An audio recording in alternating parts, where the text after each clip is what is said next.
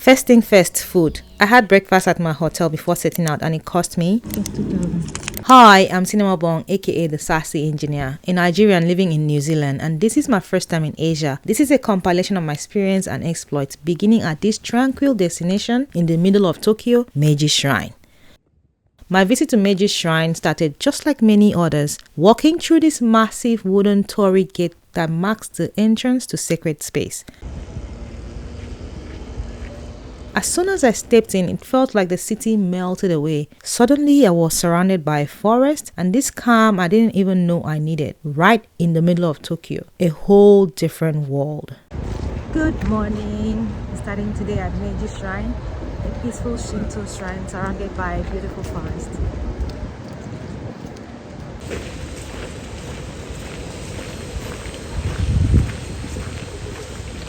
The walking is approximately 5 minutes from the main gate, so wear comfortable shoes. There's a lavatory.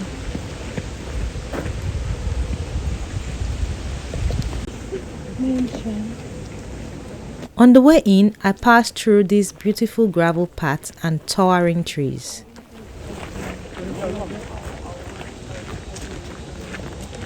The falling leaves. It's a perfect escape from the hustle and bustle of the city.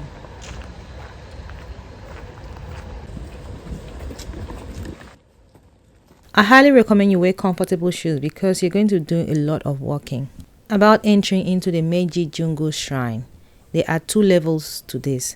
Once you pass this first torii gate, you are inside the outer space of the shrine, where you have to your left, you can buy charms and other items that are considered sacred and for protection and for whatever your purpose is. Buy all your charms here. On the right is just an open space where they sell again items from the shrine and probably souvenirs. I did not have a look. And right here you have the entrance into what I'll call the inner space of the shrine. There's also accessible entrance. Once you get in here, everything feels more different.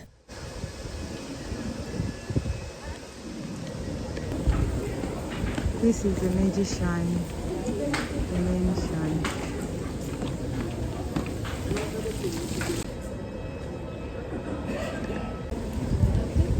We have accessibility access. It's so chill here. Meiji Jungo Shrine is very popular. There were different tour groups here with their flags, and I think there was an event going on in the shrine building because drums were being beat, and this group were preparing something that I'll come to learn about later. We got really close and even one person was engaging with the shrine staff.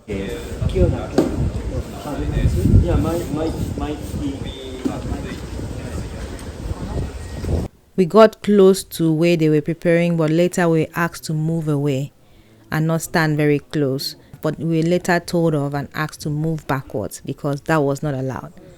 And I had to move backwards and take this video from afar. iPhone is good. Yeah, I know.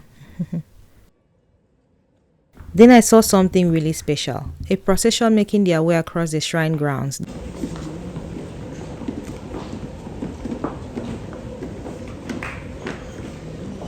There were 2 actually. This group looks like Shinto priests dressed in white robes and black lacquered hats, moving in a slow, graceful line.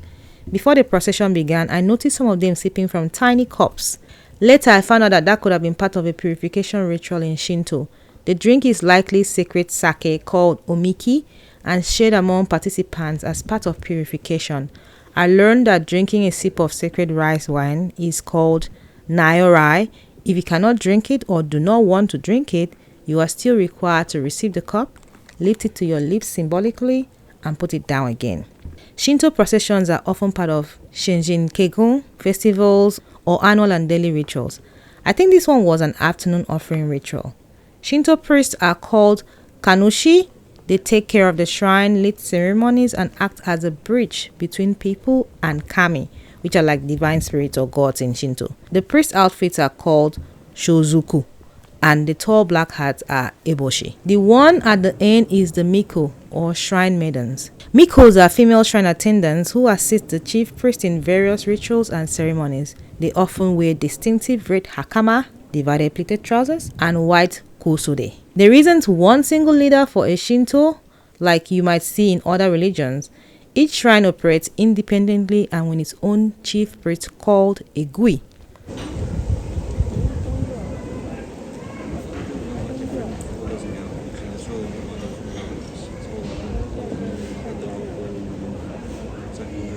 The other group seemed like shrine officials or maybe family members, possibly part of a special ceremony, but they repeated the same process. It was really peaceful to watch. The whole moment felt like I was witnessing something deeply rooted in Japan's spiritual history.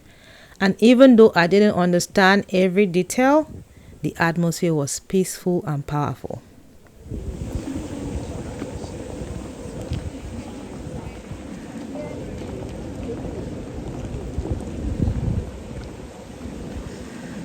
Just outside the main shrine area, I spotted this super cute cottage. It looked like something out of a Ghibli film. I don't know what it's used for, but it definitely added to the vibe. It looks like the stones here have magnetic power, because why are you sticking to a magnet? I don't know what that means, but yep. All done at the Meiji Shrine. Now heading to Tokyo Metropolitan Government Building to take in the view from the top.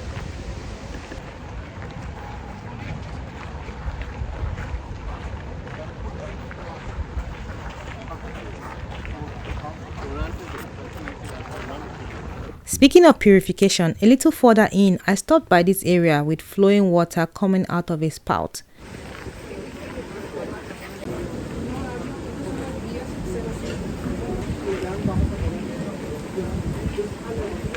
It's a purification spot called a temizuya. You are supposed to rinse your hands, left hands first, then right. Then your mouth without swallowing, and finally the handle before heading into the shrine. Temizuya is all about respect and entering the sacred space clean, both physically and spiritually. So you can tell I came in through the back because this was my exit. All done from Meiji Shrine. I'm now heading to Tokyo Metropolitan Government Building to take in the view from the top. I wanted to check out the Meiji Jungo Inner Garden too, but it wasn't free to enter, so I left that for another time. Budget traveler things. Your girl's on a budget. This is even a much bigger gate. How come I didn't see this? Voila. I think this is the main entrance. The other one is kind of like the exit, probably. Of course, I had to do a quick content creators be like skit near the Torii gate on the way out. Priorities. Do not miss taking photo at this spot. This area really caught my eye because of the giant barrels stacked in rows. Some were wrapped in straws, others were French wine barrels. I found out that the sake barrels, called kasaridaru, are offered to the gods as a sign of respect and celebration. They are donated by sake brewers across Japan, basically honoring the spirits and symbolizing prosperity.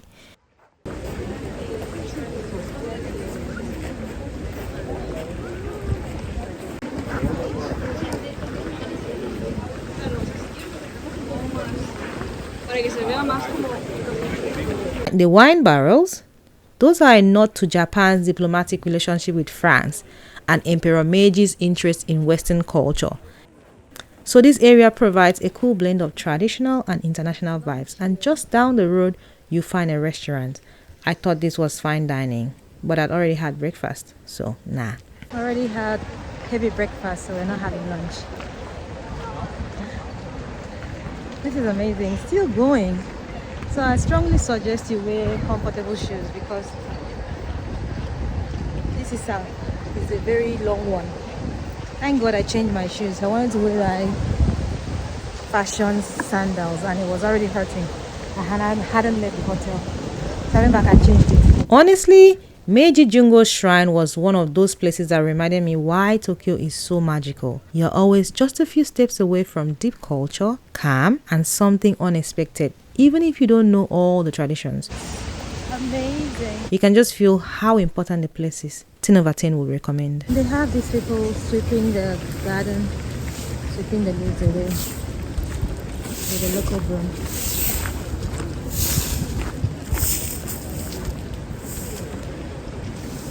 I must see the end of this. I wanted to just tap, come in, check the shrine and go, but nah, I must see the end of this place. I love what these trees are doing to my hair.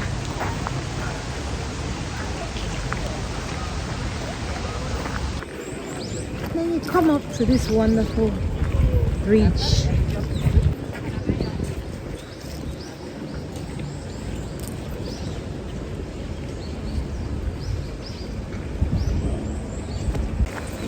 That's another main gate, what that looks like. I live in the Meiji Shrine. Meiji Jungu. And decide to just sit here and reminisce, think about your life. Boom! We are out of the shrine. After immersing in the tranquility of the Meiji Jungu Shrine, I am now heading to Tokyo Metropolitan Government Building to take in the view from the top. I think there's one or two places I've missed, but my leg they pain me, so we move. Okay, I'm at the Harajuku station entrance. JR Harajuku. Yeah, this is definitely different. So that, my friends, means that there are two entrances, and this is clearly the main one.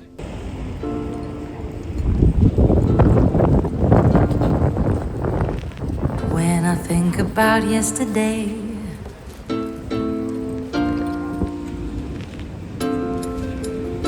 my oh my. Once again, maybe it's an encore.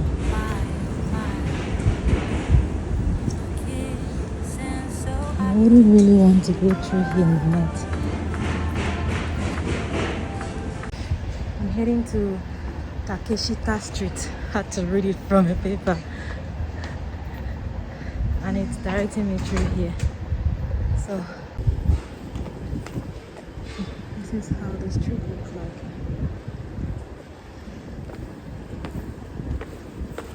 Now where do I go from here? Not how are you feeling? Is this here? This is actually a shade path for cars.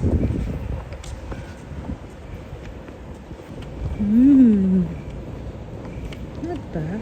Feels like all those streets are off Simon Street. So I think I'm going to be turning right here. They have electric wires, so it says to turn right. Takeshita Street. Again, the shade drive. Sorry? Shade path for cars and humans. I'm actually looking for a way to buy souvenirs.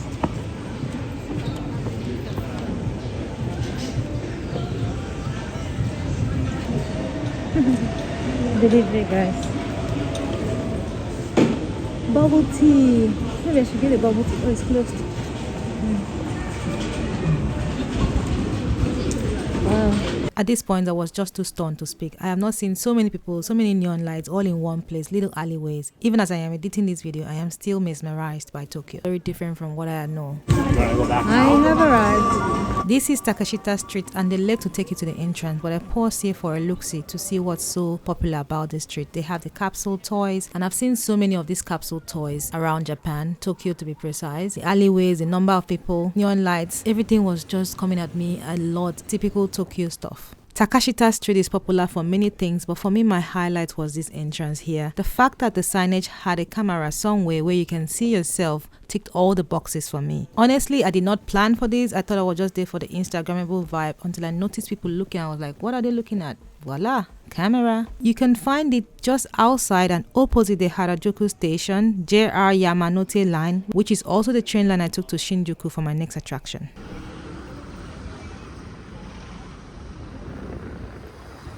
I'm now in Shinjuku, and according to my Google map, the walk to the government building will be 12 minutes. I found the flow of traffic at this intersection very interesting, especially the way they stopped in the middle of the road. It made sense why they had a traffic officer controlling the traffic otherwise. Chaos! Guys, that 12-minute walk felt like 30 minutes to 1 hour. Coupled with my sandals that was pretty but very uncomfortable, I don't recommend. And my handbag that was full of hydrating stuff but also very heavy. So yeah, 12 minutes did feel like 30 minutes to 1 hour, but I made it still. I'm at Tokyo Metropolitan Government Building. There's a free observation deck on the Turn left. floor, and let me tell you, the view of Tokyo is amazing. I entered from this part of the Tokyo Metropolitan Government Building ready for the view, but got redirected to the other tower. There are 2 observation decks, north and south. They rotate openings depending on the day, and since this was the 3rd Tuesday, the south deck was closed. So yep, I went to the north tower instead. And wow, it was so windy. Look at that queue. Jesus Christ. What the? Nah, I'm not subjecting myself to this. What is this long queue? These Twin Towers is the #1 free observation deck in the city. You get a perfect bird eye view of the city without any cost, which explains the long queue. It's better to come early when it opens or come in a group, then keep one person in line and let the others chill, especially if you have kids. That's what I notice people do. This reminds me of Redwoods in Rotorua. Yeah, almost see queue long, no be lie. Man, I know the view is amazing at the top, but I'm not standing on the line for no view. I've seen enough, so I'm gonna chill here for a bit, rest my legs before I head up to where I'm going to. It's so windy.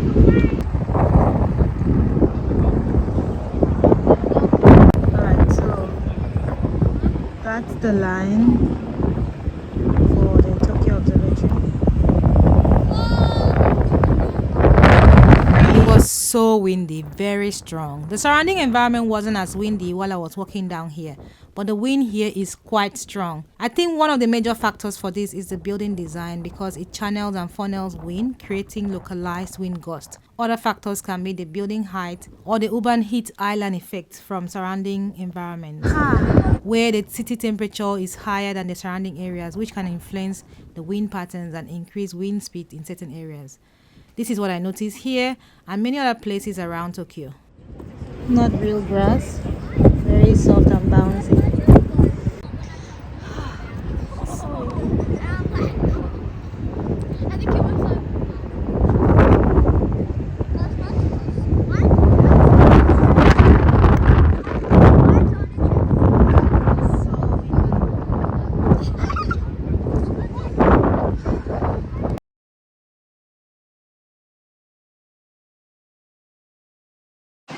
Next stop is the Imperial Palace, to Japan's Imperial family. The outer grounds are open to the public and it's a great place to wander around. Some of these exits, man, looks so dodgy. But that's what Google Maps said I should take. So that's what we're taking. Exit 1A for Imperial Gardens. I mean for Imperial Palace, it's Gardens. There you go. Look at those walls. And that, my friends, brings us to the East Garden of the Imperial Palace in Tokyo, which was this peaceful little escape right in the middle of the city. It's only a short walk from Otemachi Station, and before I knew it, security check, I was at the magnificent Otemon Gate, one of the main entrances, ready to step back in time. Suddenly, it's stone walls, moat, and pine trees.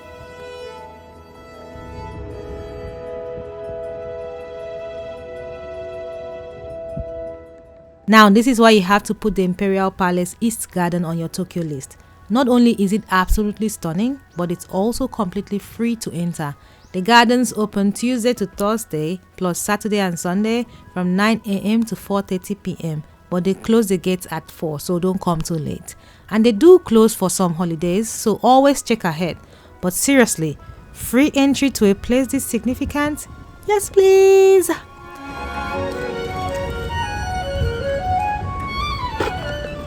These very grounds were once home to the mighty Edo Castle, the seat of power for the Tokugawa shoguns. You're literally walking where history was made, in a place that's now a peaceful escape from the city bus.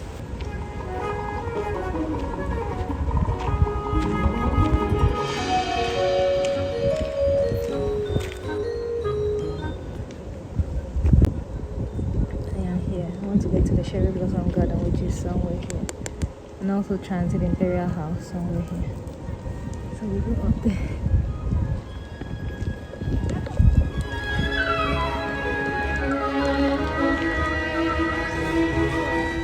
My walk through the garden was quite the journey. Now, I could have cut across the garden to make my walk faster, but let's just say my secondary school trauma of taking shortcuts that always ended up with me on punishment. Yeah, nah. So the scenic route it was, and honestly, no regrets at all. It gave me more time to soak in this beauty.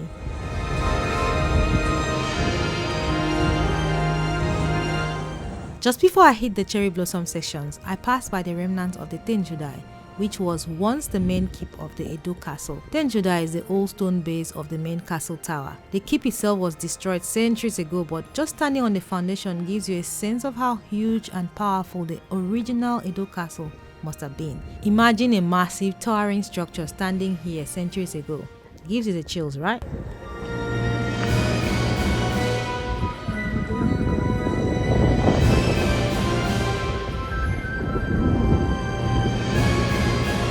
Done. And then the cherry blossoms. Even in mid-April, there were still some blooms hanging on. It wasn't peak season, but it was still so beautiful.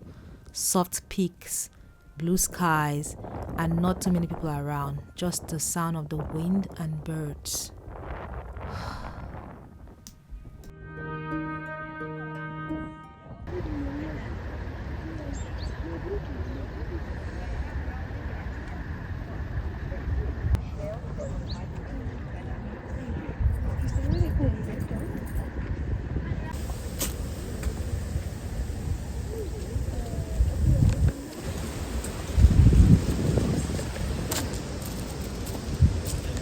As I continued exploring, I passed the stone cellar, which sounds dramatic, but it's actually easy to miss if you're not paying attention. That's what I love about this place though. Little pieces of history hidden all along the path. Eventually, I made it to Fujimi Tamon Defense House, the old defense house that once guarded parts of the ground. Why is it saying this is the palace?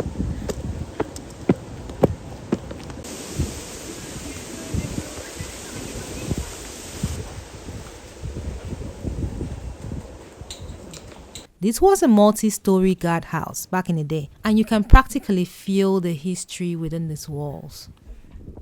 Now, I had a little mission while I was at the defense house to try and catch a glimpse of the current imperial house. Spoiler alert, you can't! The trees are super dense, and honestly, fair enough, they deserve their privacy. It's a reminder that this is still a walking imperial residence, even with these stunning public gardens.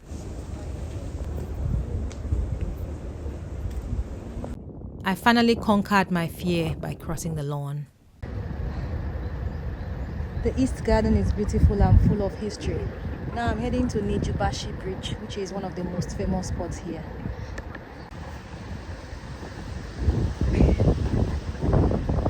Nearby, I found this really detailed scale model of Edo Castle, super helpful for imagining just how massive this complex used to be, and a cool glimpse into what living here might have been like hundreds of years ago. Like, this whole peaceful garden used to be the center of power in the old Shogunate era.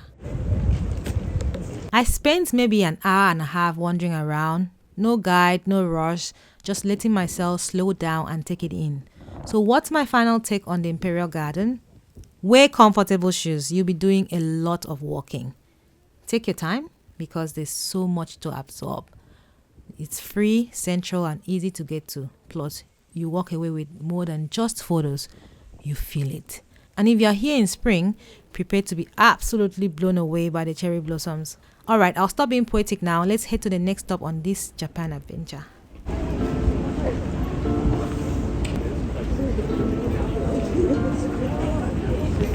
When I think about yesterday,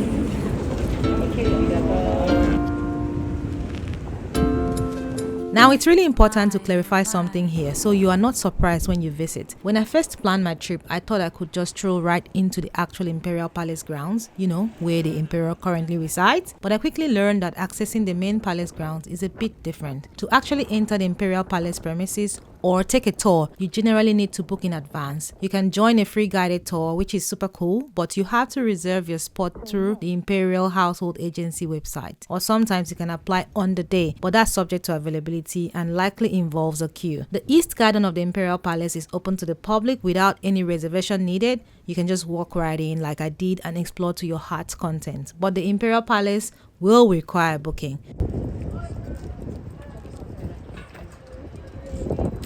Just outside the Imperial Palace grounds is one of Tokyo's most iconic photo spots, the Nijubashi Bridge. This wind is messing with my hair.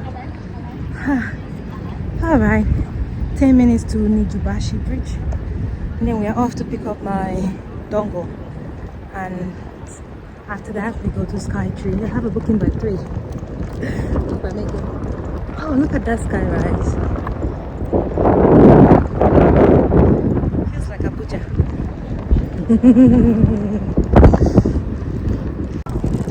The bridge better be what I think it is, otherwise I'll be so mad because this walk unnecessary.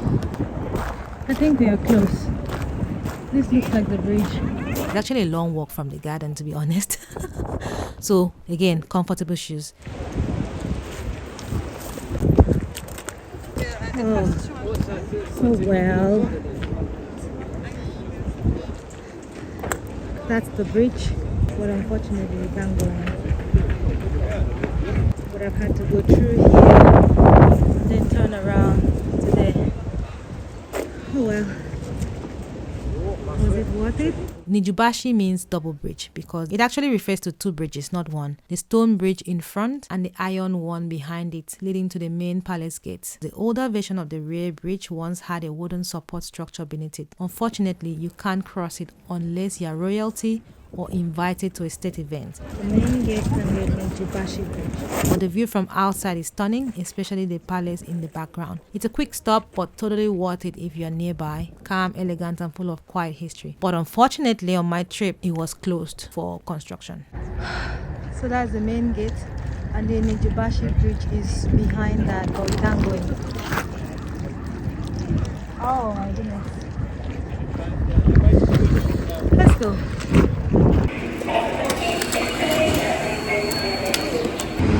I haven't been to this side of town. It's very compact and very traditional. Foreigners flag.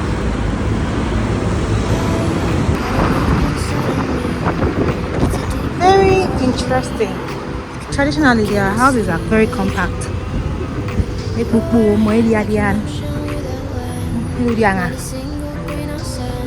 Even born the UK. There's a bus, non-step bus. Is that supposed to be step or stop? Ooh. Flower shop. Skyrise on the other side. Still going, heading to the next subway. Ah, that looks cool. Matsuzakaya. Alright, so we are here. Where is my subway? Oh, there it is. Platform 2. 7-Eleven is very popular with them. My hand is shaking, sorry. Sorry. Alright, so heading to the subway. Ginger line.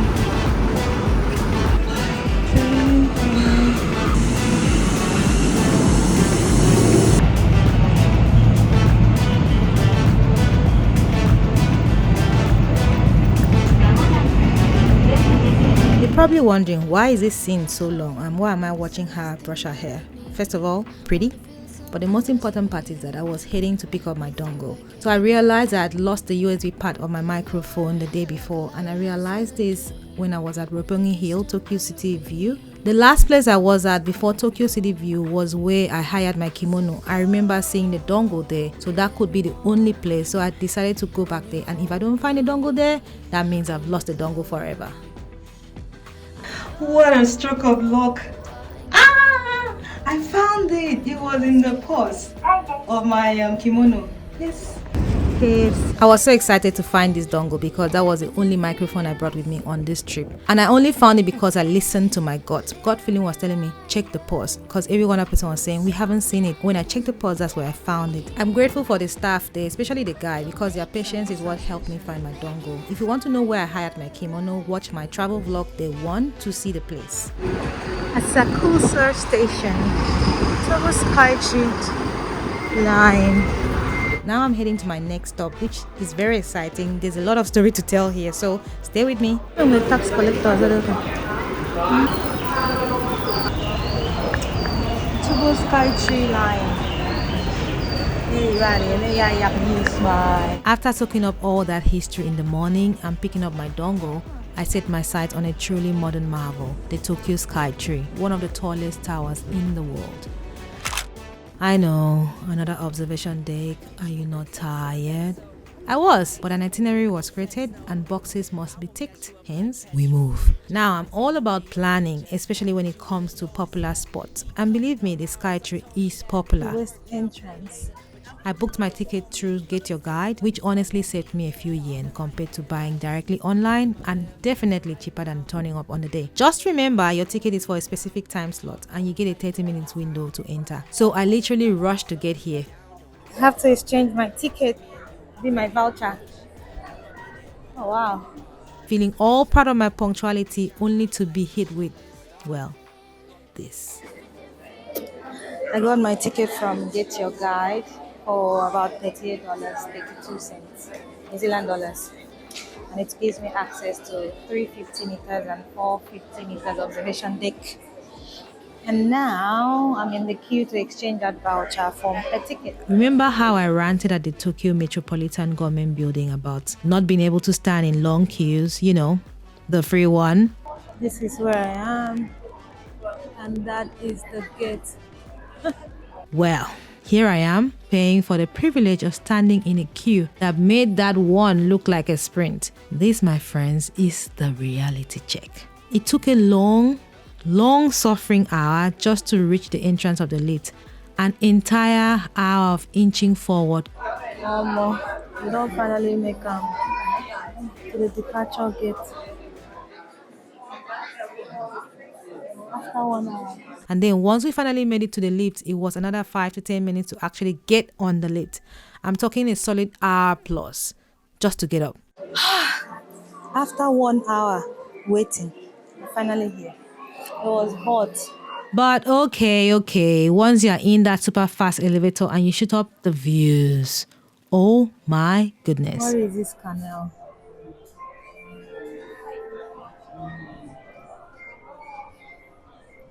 That must be a diver.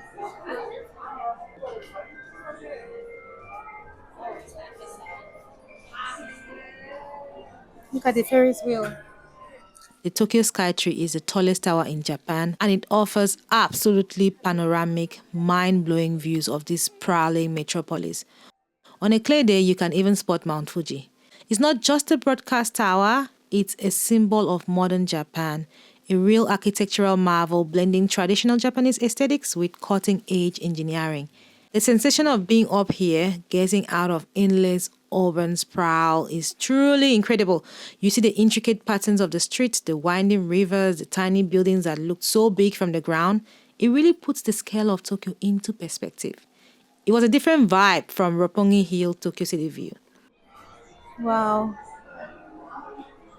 This is a higher vantage point than Roppongi Hills. Oh, look at the reflection of the Skytree. Isn't that amazing? Be sure to grab one of these before you start exploring. Don't be like me and grab it after. I've never been to New York, but I think this is more a concrete jungle than New York.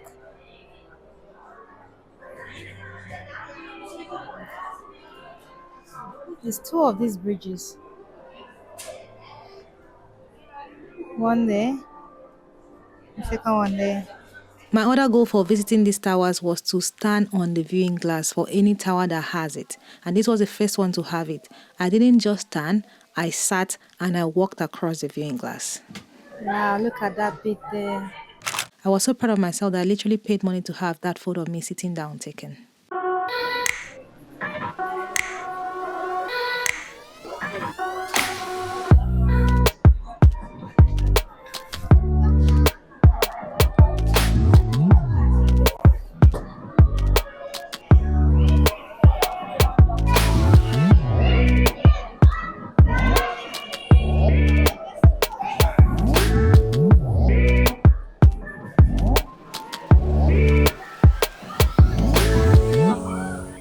At those high rises.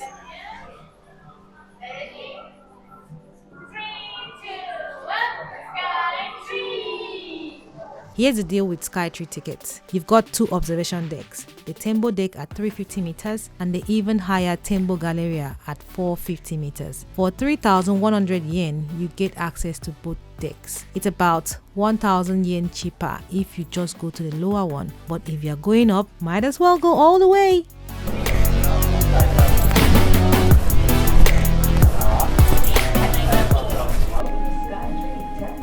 It was thrilling taking the Tembo shuttle from Tembo Deck Floor 350 to Tembo Galleria because you can see outside from inside. You will arrive on Tembo Galleria, floor 445, which is also the start of your walkway. Tembo Galleria is slopey and wraps 360 degrees around the upper part of Skytree. So you'll start at floor 445 and walk to the summit at Sorakara Point, floor 450.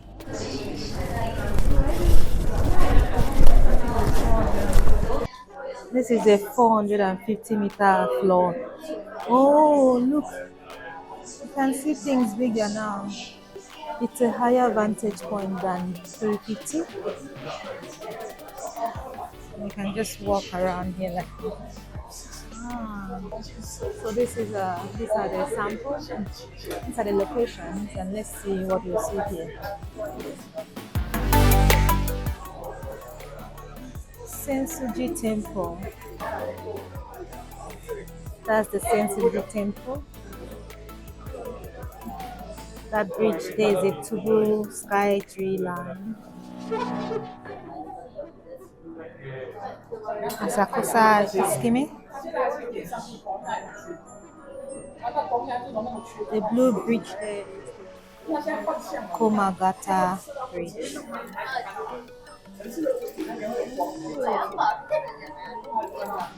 Imperial Palace is just on the other end. Technically, it's 451.2 above the ground, but it's been rounded to the nearest whole number, hence 450 meters above the ground. That is Akibara.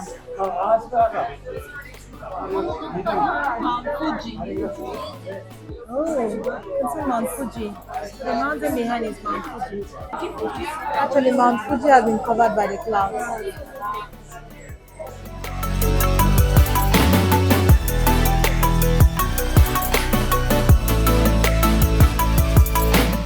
Looks like this actually operates a one-way in, one-way out system.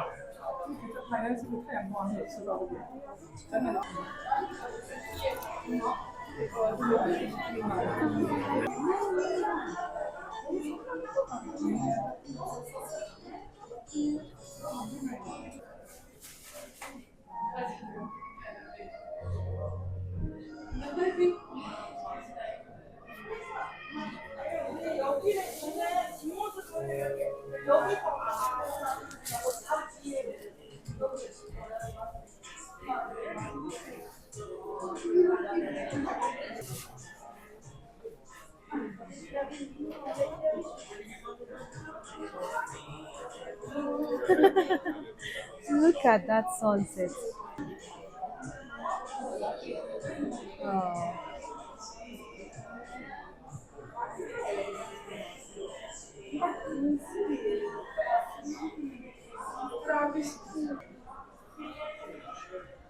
So,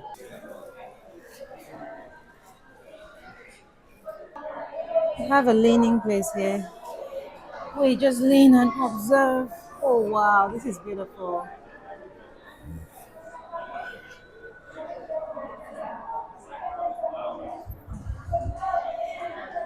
We already saw this view downstairs.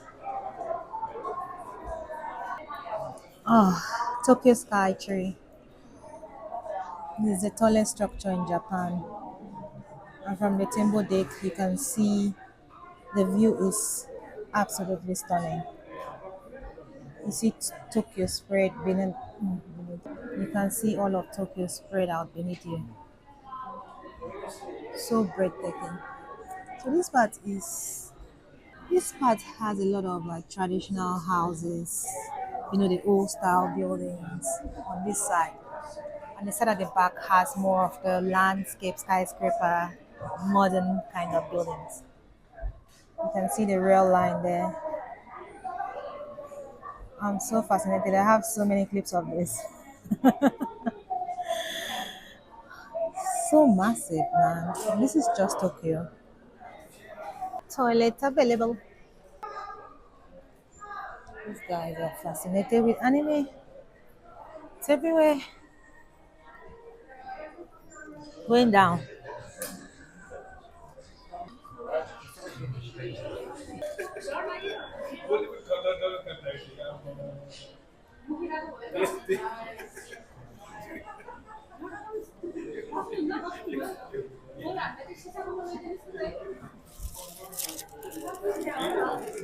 But the adventure wasn't quite over. On my way down, while waiting again for the lift, because of course there's always more queuing, we had a bit of a moment.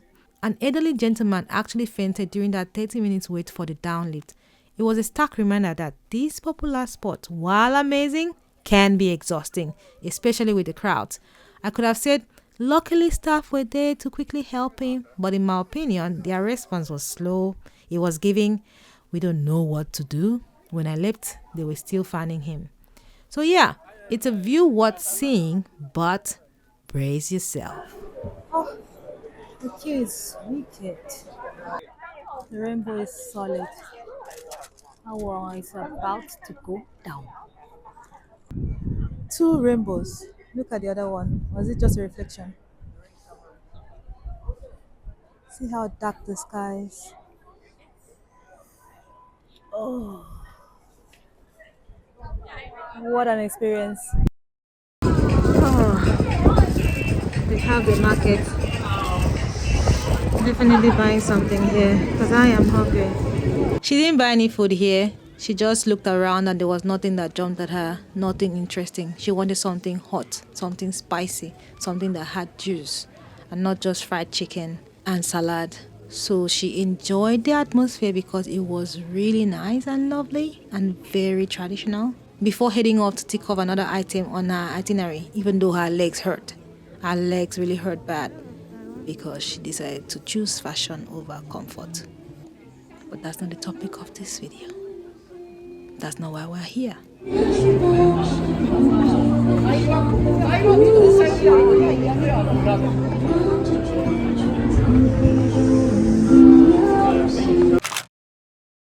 Alright, so you think that after doing all this walking and exploration and seeing all the tall views, I'm going to go back and rest because, oh my god, you had a long day. What else is there to see? Nah, no. I decided to do a quick stop at another tower to see another view.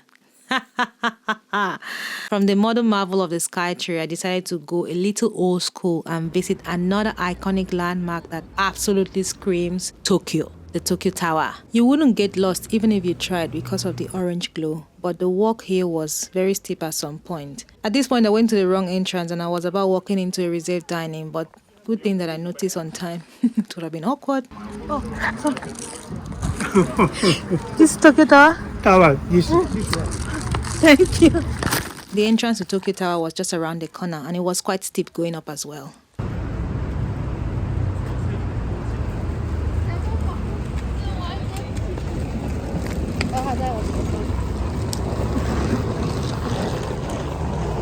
Now, you might think, why another tower after the Skytree? But trust me, the Tokyo Tower has a totally different vibe. The tickets go up. I didn't need to redeem any voucher this time because I had a ticket, an online ticket. Hello.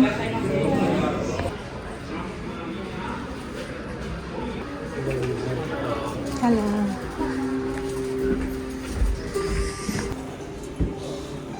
前方扉側の窓から外の景色が見えてまいります。Welcome to Tokyo Tower, present is a view. これより高さ150メートル、メインデッキまで約45秒でご案内です。River Stone Live as main deck, which is 150 meters high.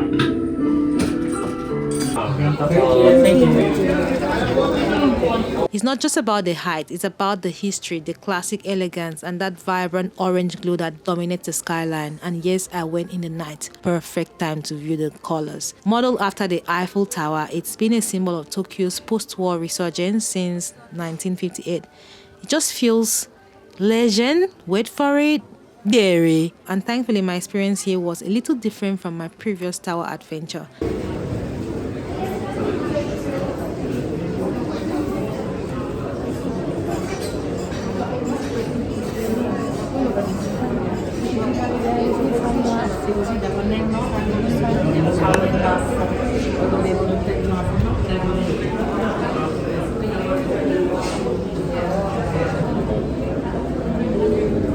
There are two main observation decks here too.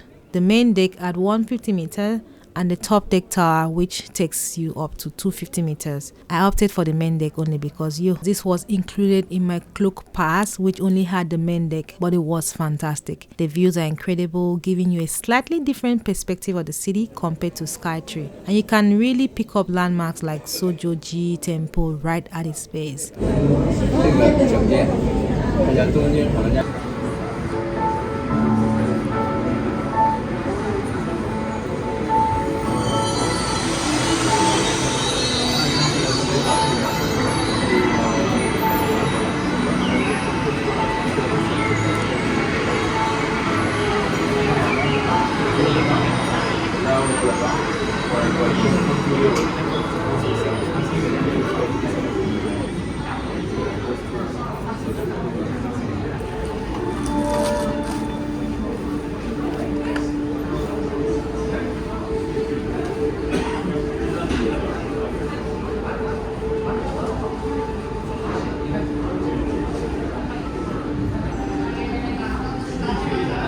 We can go. Yeah.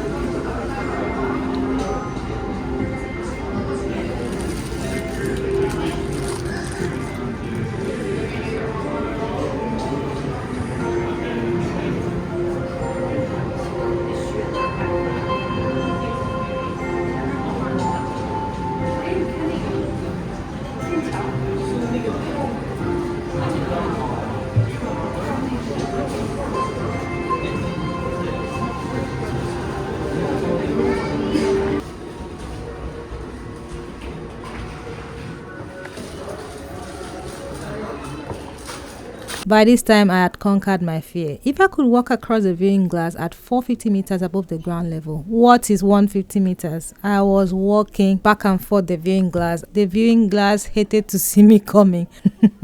It was fun.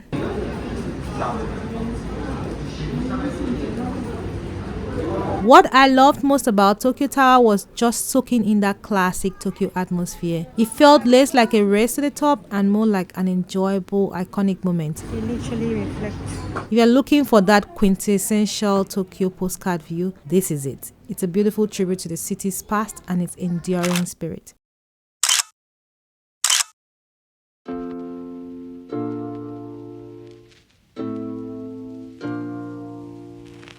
When I think about Next up, I had to eat. I hadn't eaten all day. I was just snacking, and your girl was hungry. Your girl was tired. Her legs hurt. So I helped myself to hot ramen and some sake. No, it wasn't sake. It was something else. I can't remember the name, but I'll put it on the screen. And I knew that if I'd gone without finding food, I may not eat that night. And I really wanted to eat because your girl was hungry.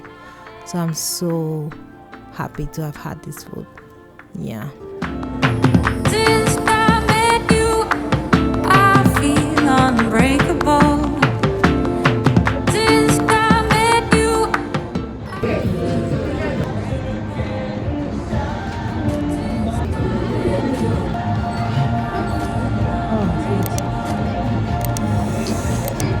This completed my adventure day 2, technically day 3 in Tokyo. Have you been to any of these places? Let me know your experience in the comments below.